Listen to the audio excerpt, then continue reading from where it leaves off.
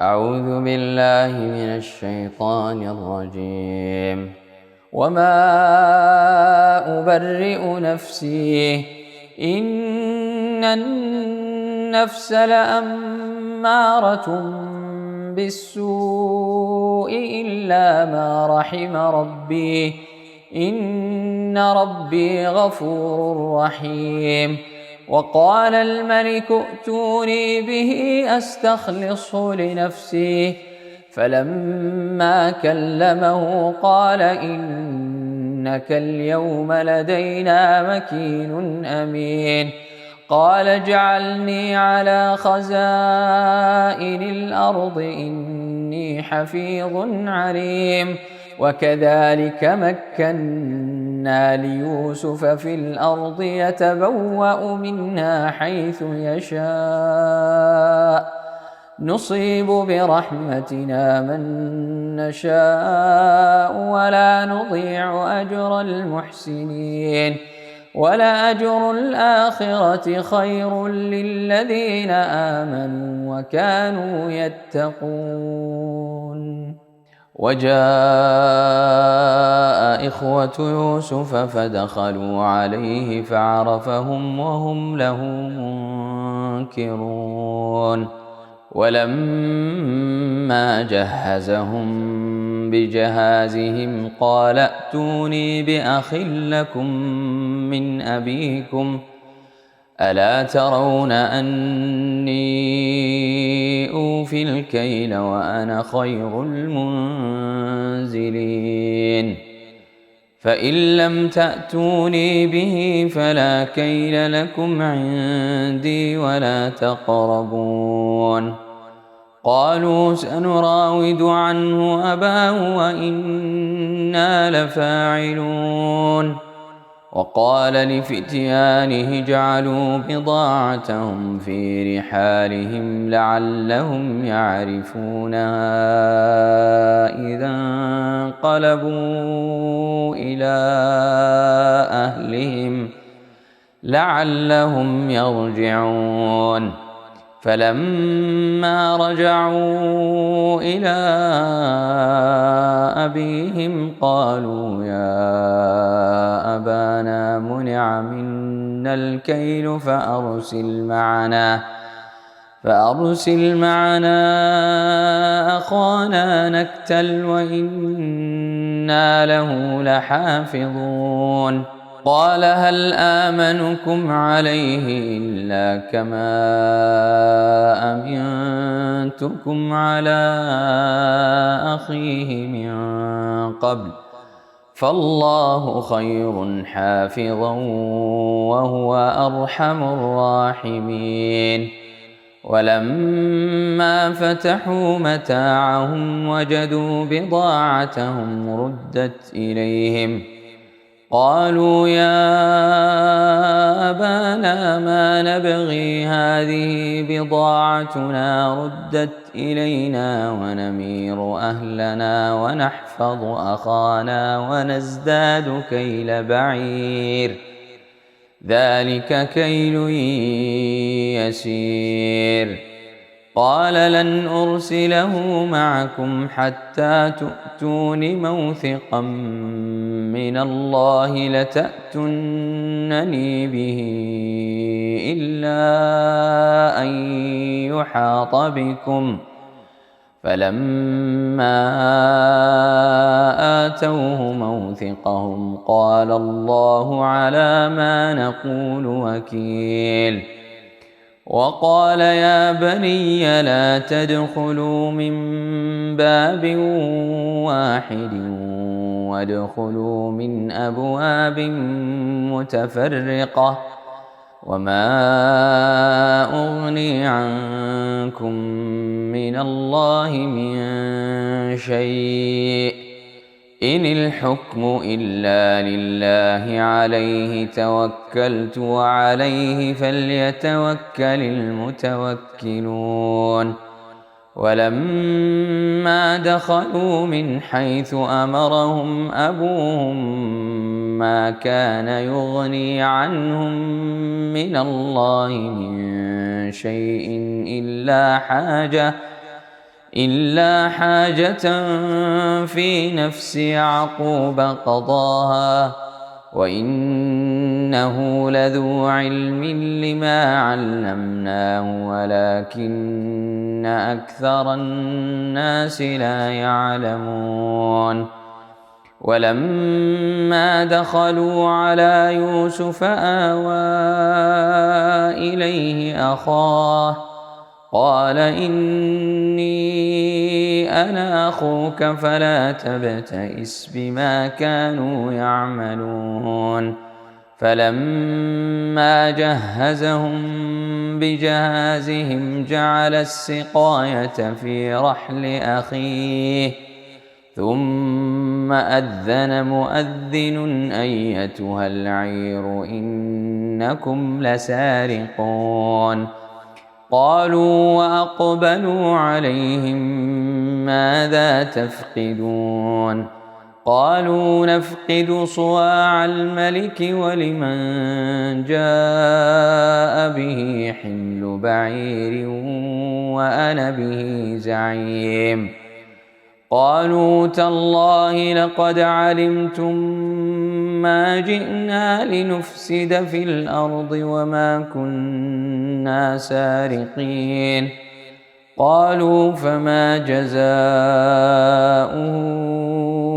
إن كنتم كاذبين؟ قالوا جزاؤه من وجد في رحله فهو جزاؤه كذلك نجزي الظالمين.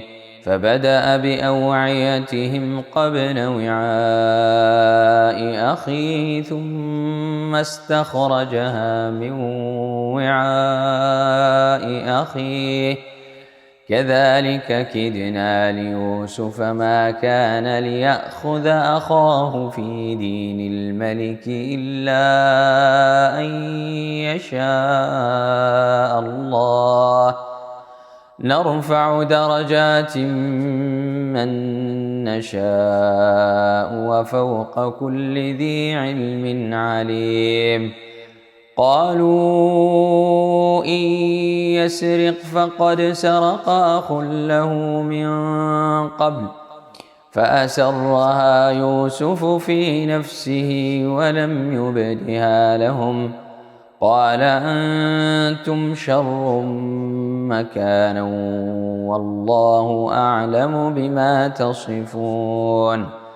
قالوا يا أيها العزيز إن له أبا شيخا كبيرا فخذ أحدنا مكانه إنا نراك من المحسنين.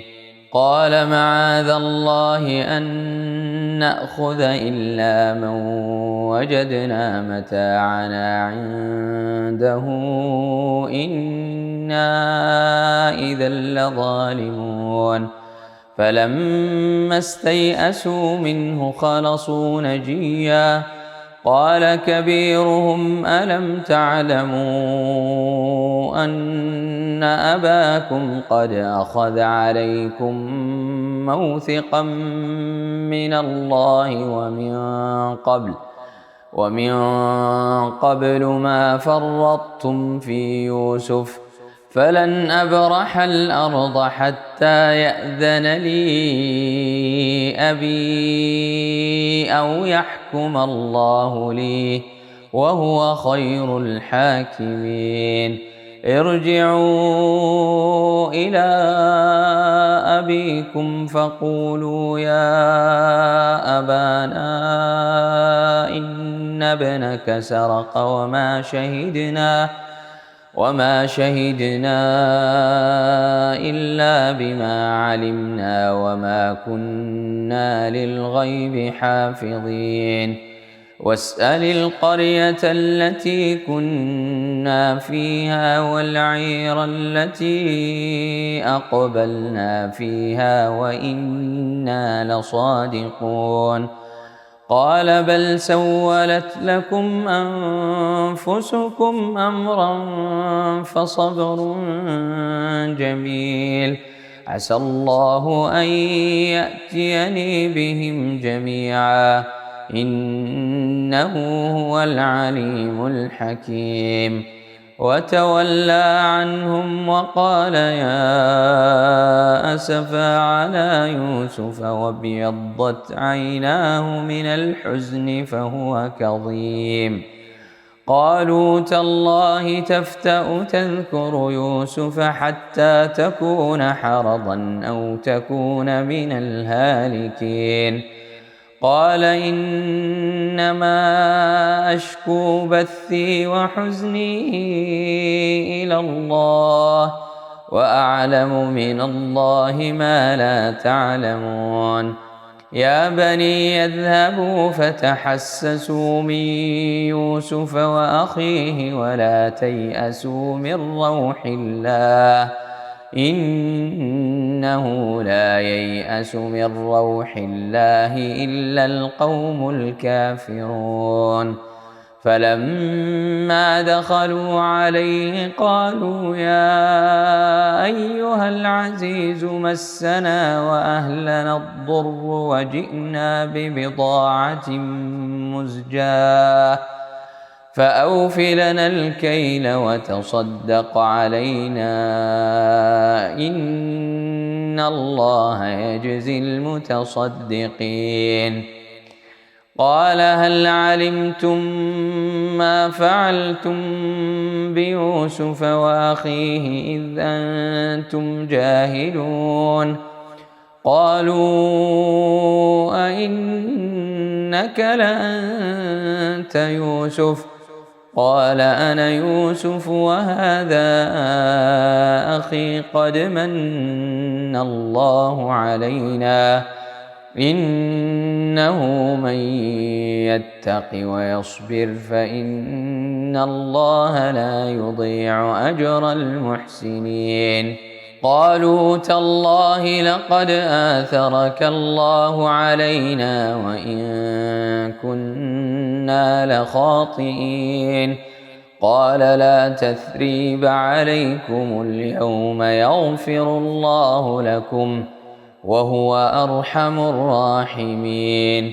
اذهبوا بقميصي هذا فألقوه على وجه أبي يأت بصيرا وأتوني بأهلكم أجمعين. ولما فصلت العير قال أبوهم إني لأجد ريح يوسف لولا أن تفندون. قالوا تالله إنك لفي ضلالك القديم. فلما أن جاء البشير ألقاه على وجهه فارتد بصيرا قال ألم أقل لكم إني أعلم من الله ما لا تعلمون. قالوا يا أبانا استغفر لنا ذنوبنا إنا كنا خاطئين. قال سوف أستغفر لكم ربي إنه هو الغفور الرحيم. فلما دخلوا على يوسف آوى إليه أبويه وقال ادخلوا مصر إن شاء الله آمنين.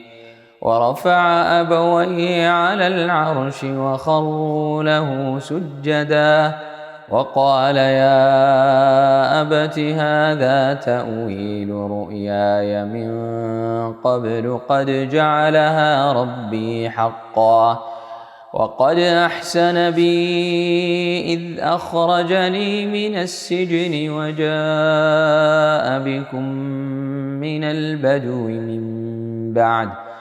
من بعد أن نزغ الشيطان بيني وبين إخوتي إن ربي لطيف لما يشاء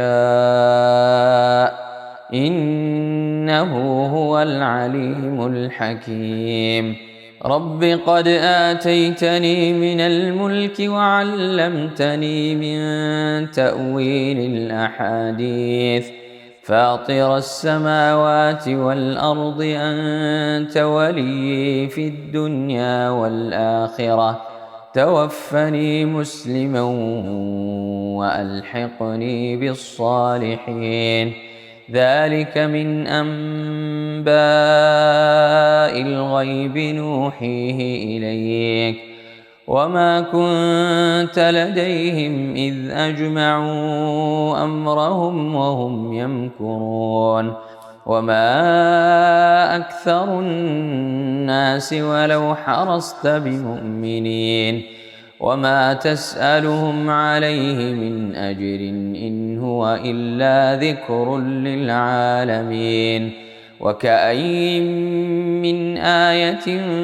في السماوات والأرض يمرون عليها وهم عنها معرضون وما يؤمن أكثرهم بالله إلا وهم مشركون أفأمنوا أن تأتيهم غاشية من عذاب الله أو تأتيهم الساعة بغتة وهم لا يشعرون قل هذه سبيلي أدعو إلى الله على بصيرة أنا ومن اتبعني وسبحان الله وما أنا من المشركين وما أرسلنا من قبلك إلا رجالا نوحي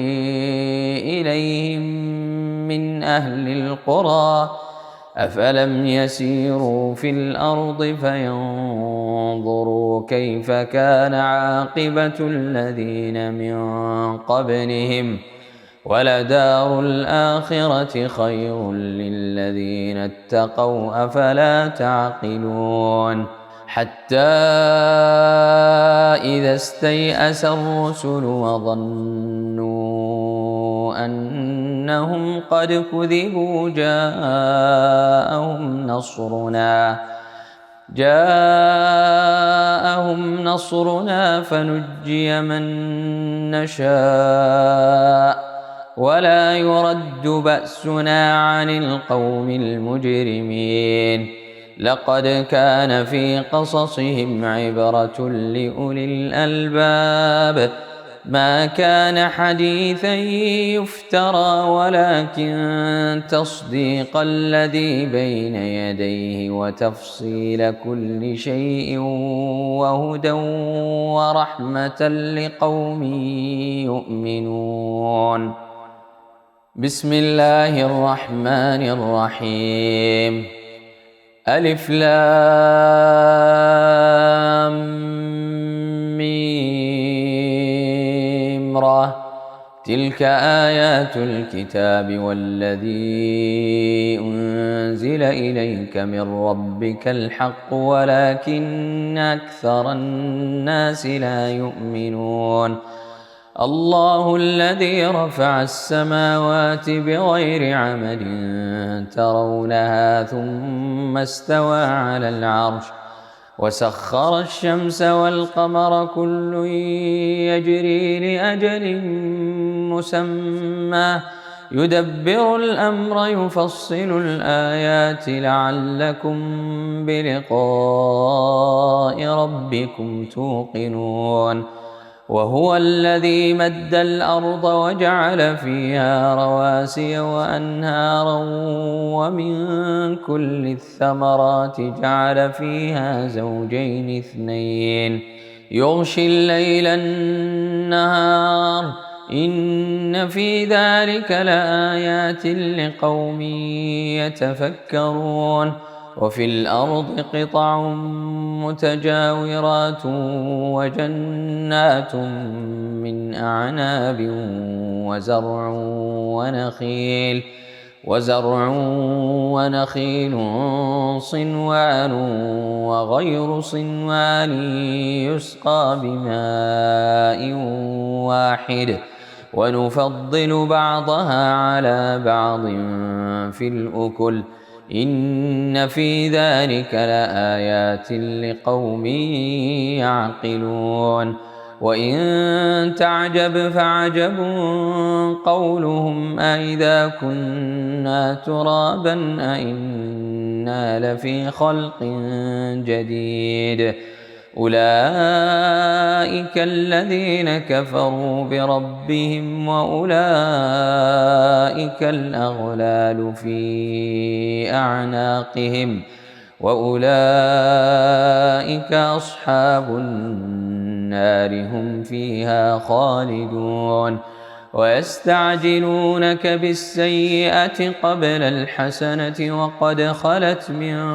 قبلهم المثلات وإن ربك لذو مغفرة للناس على ظلمهم وإن ربك لشديد العقاب ويقول الذين كفروا لولا أنزل عليه آية من ربه إنما أنت منذر ولكل قوم هاد الله يعلم ما تحمل كل أنثى وما تغيض الأرحام وما تزداد وكل شيء عنده بمقدار عالم الغيب والشهادة الكبير المتعال سواء منكم من أسر القول ومن جهر به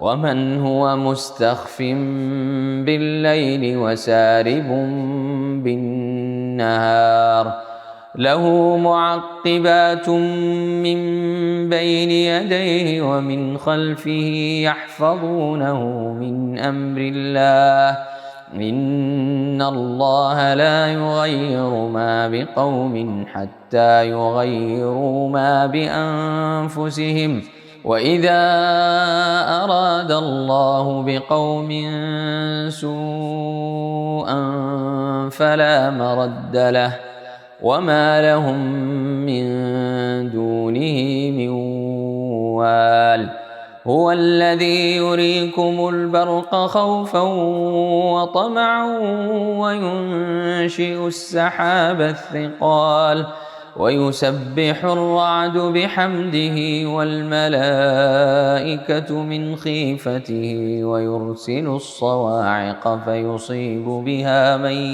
يشاء وهم يجادلون في الله وهو شديد المحال له دعوة الحق والذين يدعون من دونه لا يستجيبون لهم بشيء إلا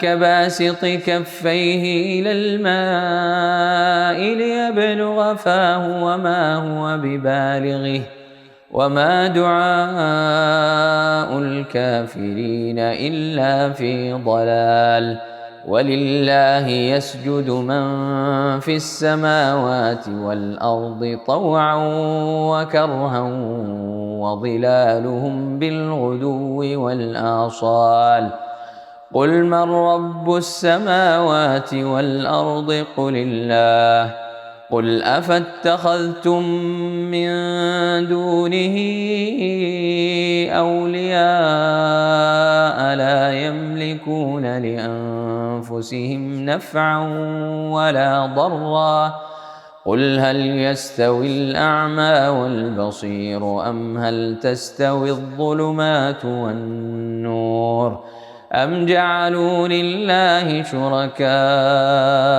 خلقوا كخلقه فتشابه الخلق عليهم قل الله خالق كل شيء وهو الواحد القهار أنزل من السماء ماء فسالت أودية بقدرها فاحتمل السيل زبدا رابيا ومما يوقدون عليه في النار ابتغاء حلية أو متاع زبد مثله كذلك يضرب الله الحق والباطل فأما الزبد فيذهب جفاء وأما ما ينفع الناس فيمكث في الأرض كذلك يضرب الله الأمثال للذين استجابوا لربهم الحسنى والذين لم يستجيبوا له لو أن لهم ما في الأرض جميعا ومثله معه لافتدوا به أولئك لهم سوء الحساب ومأواهم جهنم وبئس المهاد أفمن يعلم أنما أنزل إليك من ربك الحق كمن هو أعمى إنما يتذكر أولو الألباب الذين يوفون بعهد الله ولا ينقضون الميثاق والذين يصلون ما أمر الله به أن يوصل ويخشون ربهم ويخافون سوء الحساب والذين صبروا ابتغاء وجه ربهم وأقاموا الصلاة وأنفقوا مما رزقناهم سرا وعلانية ويدرؤون بالحسنة السيئة أولئك لهم عقبى الدار جنات عدن يدخلونها ومن صلح من آبائهم وأزواجهم وذرياتهم والملائكة يدخلون عليهم من كل باب سلام عليكم بما صبرتم فنعم عقبى الدار والذين ينقضون عهد الله من بعد ميثاقه ويقطعون ما أمر الله به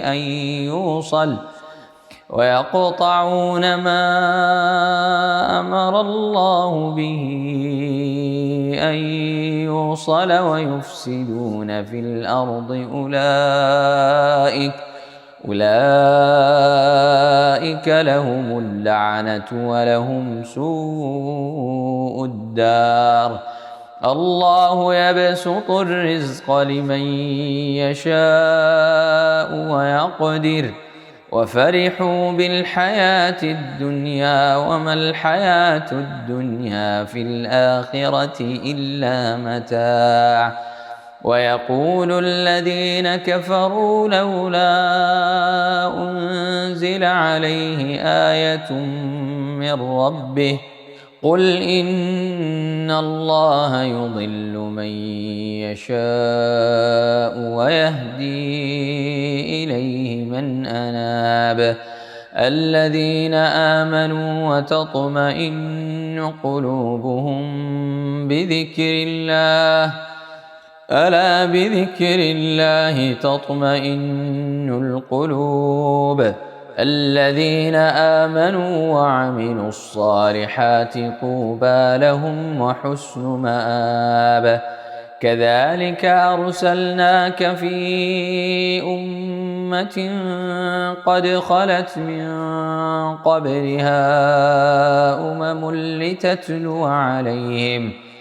لتتلو عليهم الذي أوحينا إليك وهم يكفرون بالرحمن قل هو ربي لا إله إلا هو عليه توكلت وإليه متاب ولو أن قرآنا سيرت به الجبال أو قطعت به الأرض أو كلم به الموتى بل لله الأمر جميعا أفلم ييأس الذين آمنوا أن لو يشاء الله لهدى الناس جميعا ولا يزال الذين كفروا تصيبهم بما صنعوا قارعة أو تحل قريبا من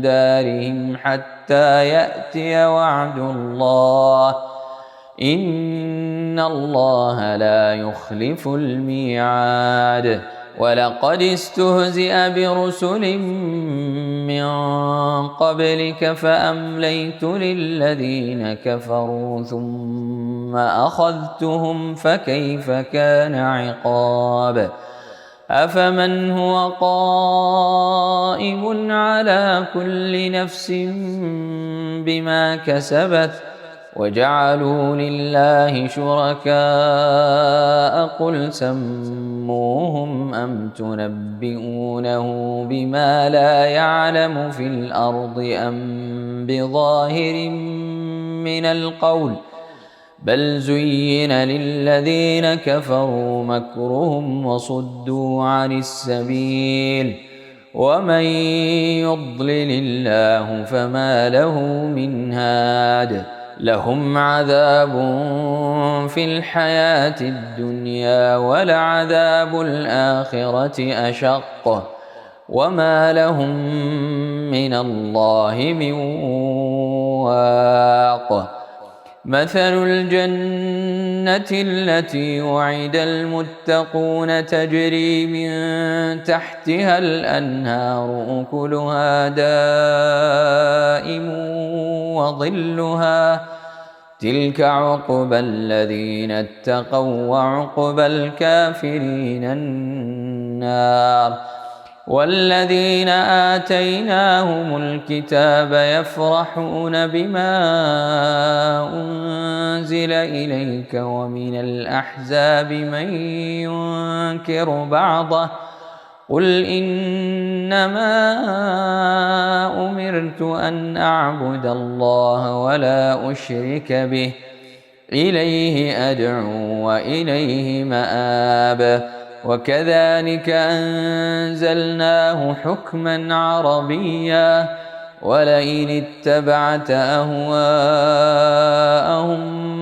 بعدما جاءك من العلم ما لك من الله من ولي ولا واق ولقد أرسلنا رسلا من قبلك وجعلنا لهم أزواجا وذرية وما كان لرسول أن يأتي بآية إلا بإذن الله لكل أجل كتاب يمحو الله ما يشاء ويثبت وعنده أم الكتاب وإما نرينك بعض الذي نعدهم أو نتوفينك فإنما عليك البلاغ وعلينا الحساب أولم يروا أنا نأتي الأرض ننقصها من أطرافها والله يحكم لا معقب لحكمه وهو سريع الحساب وقد مكر الذين من قبلهم فلله المكر جميعا يعلم ما تكسب كل نفس وسيعلم الكفار لمن عقبى الدار ويقول الذين كفروا لست مرسلا قل كفى بالله شهيدا بيني وبينكم ومن عنده علم الكتاب بسم الله الرحمن الرحيم. ألف لام را. كتاب أنزلناه إليك لتخرج الناس من الظلمات إلى النور بإذن ربهم إلى صراط العزيز الحميد. الله الذي له ما في السماوات وما في الأرض وويل للكافرين من عذاب شديد. الذين يستحبون الحياة الدنيا على الآخرة ويصدون عن سبيل الله ويبغونها عوجا أولئك في ضلال بعيد. وما أرسلنا من رسول إلا بلسان قومه ليبين لهم فيضل الله من يشاء ويهدي من يشاء وهو العزيز الحكيم. ولقد أرسلنا موسى بآياتنا أن أخرج قومك من الظلمات إلى النور وذكرهم بأيام الله إن في ذلك لآيات لكل صبار شكور. وإذ قال موسى لقومه اذكروا نعمة الله عليكم إذ أنجاكم من آل فرعون يسومونكم سوء العذاب ويذبحون أبناءكم ويستحيون نساءكم وفي ذلكم بلاء من ربكم عظيم. وإذ تأذن ربكم لئن شكرتم لأزيدنكم ولئن كفرتم إن عذابي لشديد. وقال موسى إن تكفروا أنتم ومن في الأرض جميعا فإن الله لغني حميد. ألم يأتكم نبأ الذين من قبلكم قوم نوح وعاد وثمود والذين من بعدهم لا يعلمهم إلا الله جاءتهم رسلهم بالبينات فردوا أيديهم في أفواههم وقالوا إنا كفرنا بما أرسلتم به وإنا لفي شك مما تدعوننا إليه مريب. قالت رسلهم أفي الله شك فاطر السماوات والأرض يدعوكم ليغفر لكم من ذنوبكم ويؤخركم إلى أجل مسمى قالوا إن أنتم إلا بشر مثلنا تريدون أن تصدونا عما كان يعبد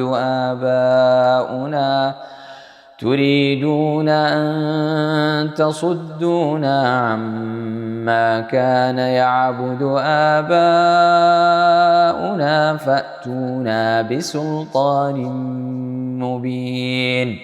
قالت لهم رسلهم إن نحن إلا بشر مثلكم ولكن الله يمن على من يشاء من عباده وما كان لنا أن نأتيكم بسلطان إلا بإذن الله وعلى الله فليتوكل المؤمنون. وما لنا ألا نتوكل على الله وقد هدانا سبلنا ولنصبرن على ما آذيتمونا وعلى الله فليتوكل المتوكلون. وقال الذين كفروا لرسلهم لنخرجنكم من أرضنا أو لتعودن في ملتنا فأوحى إليهم ربهم لنهلكن الظالمين ولنسكننكم الأرض من بعدهم ذلك لمن خاف مقامي وخاف وعيد واستفتحوا وخاب كل جبار عنيد من ورائه جهنم ويسقى من ماء صديد يتجرعه ولا يكاد يسيغه ويأتيه الموت من كل مكان وما هو بميت ومن ورائه عذاب غليظ. مثل الذين كفروا بربهم أعمالهم كرماد اشتدت به الريح في يوم عاصف لا يقدرون مما كسبوا على شيء ذلك هو الضلال البعيد.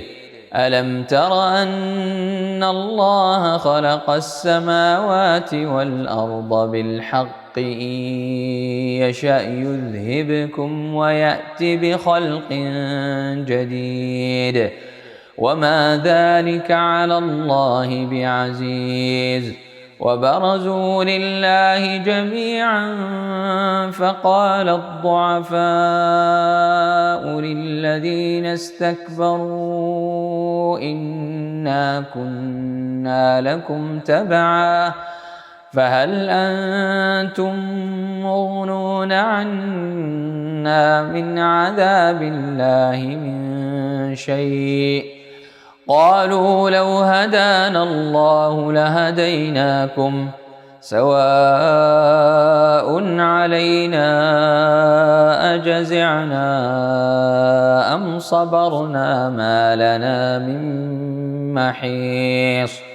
وقال الشيطان لما قضي الأمر إن الله وعدكم وعد الحق ووعدتكم فأخلفتكم وما كان لي عليكم من سلطان إلا أن دعوتكم فاستجبتم لي فلا تلوموني ولوموا أنفسكم ما أنا بمصرخكم وما أنتم بمصرخي إني كفرت بما أشركتمون من قبل إن الظالمين لهم عذاب أليم. وأدخل الذين آمنوا وعملوا الصالحات جنات تجري من تحتها الأنهار خالدين فيها بإذن ربهم تحيتهم فيها سلام. ألم تر كيف ضرب الله مثلا كلمة طيبة كشجرة طيبة أصلها ثابت وفرعها في السماء تؤتي أكلها كل حين بإذن ربها ويضرب الله الأمثال للناس لعلهم يتذكرون. ومثل كلمة خبيثة كشجرة خبيثة اجتثت من فوق الأرض ما لها من قرار. يثبت الله الذين آمنوا بالقول الثابت في الحياة الدنيا وفي الآخرة، ويضل الله الظالمين ويفعل الله ما يشاء. ألم تر إلى الذين بدلوا نعمة الله كفرا وأحلوا قومهم دار البوار جهنم يصلونها وبئس القرار. وجعلوا لله أندادا ليضلوا عن سبيله قل تمتعوا فإن مصيركم إلى النار. قل لعبادي الذين آمنوا يقيموا الصلاة وينفقوا مما رزقناهم سرا وعلانية من قبل أن يأتي يوم لا بيع فيه ولا خلال. الله الذي خلق السماوات والأرض وأنزل من السماء ماء فأخرج به من الثمرات رزقا لكم، وسخر لكم الفلك لتجري في البحر بأمره، وسخر لكم الأنهار، وسخر لكم الشمس والقمر دائبين، وسخر لكم الليل والنهار، وآتاكم من كل ما سألتموه، وإن تعدوا نعمة الله لا تحصوها إن الإنسان لظلوم كفار. وإذ قال إبراهيم رب اجعل هذا البلد آمنا واجنبني وبني أن نعبد الأصنام رب إنهن أضللن كثيرا من الناس فمن تبعني فإنه مني ومن عصاني فإنك غفور رحيم. ربنا إني أسكنت من ذريتي بواد غير ذي زرع عند بيتك المحرم ربنا ليقيموا الصلاة فاجعل أفئدة من الناس تهوي إليهم وارزقهم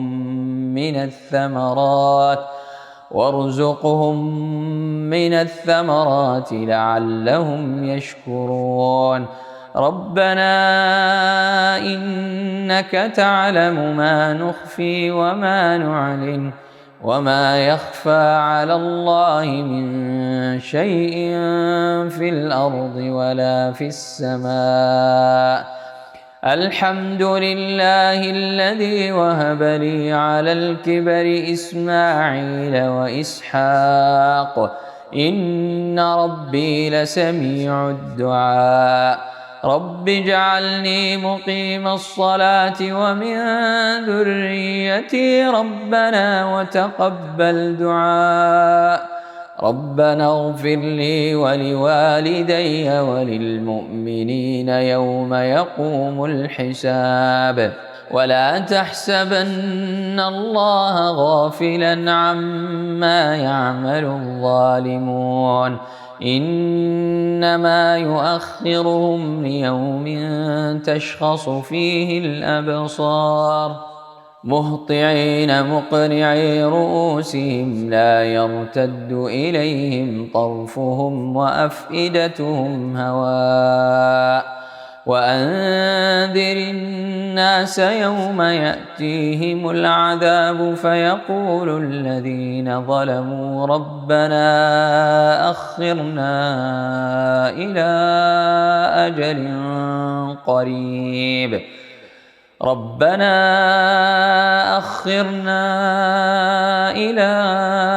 أجل قريب نجب دعوتك ونتبع الرسل أولم تكونوا أقسمتم من قبل ما لكم من زوال وسكنتم في مساكن الذين ظلموا أنفسهم وتبين لكم كيف فعلنا بهم وضربنا لكم الأمثال وقد مكروا مكرهم وعند الله مكرهم وإن كان مكرهم لتزول منه الجبال فلا تحسبن الله مخلف وعده رسله إن الله عزيز ذو انتقام يوم تبدل الأرض غير الأرض والسماوات وبرزوا لله الواحد القهار وترى المجرمين يومئذ مقرنين في الأصفاد سرابيلهم من قطران وتغشى وجوههم النار ليجزي الله كل نفس ما كسبت إن الله سريع الحساب هذا بلاغ للناس ولينذروا به وليعلموا أنما هو إله واحد وليذكر أولو الألباب.